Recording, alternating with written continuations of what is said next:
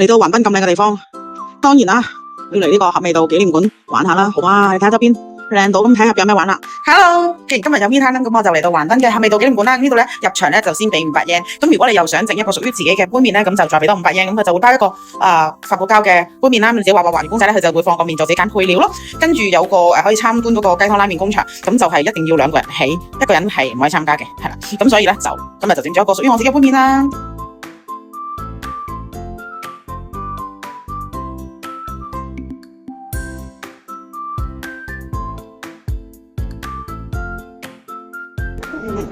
哇，好得啦！好啦，我嚟到咗合味道嗰個紀念館啦，呢個雞湯拉麵工場啦，俾咗500 yen咧，咁就整一個賣咖啡度啦。咁可以自己畫嘅，咁咧我就由於啲筆好粗啦，我就畫咗個樣衰版嘅 Kurumi 啦。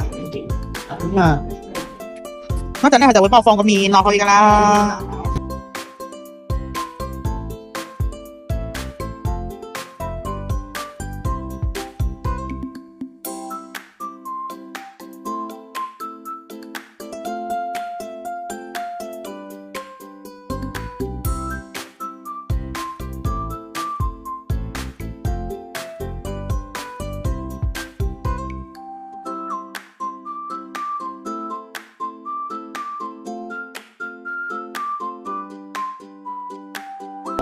佢攞咗個麵啦，不過我寫錯日子。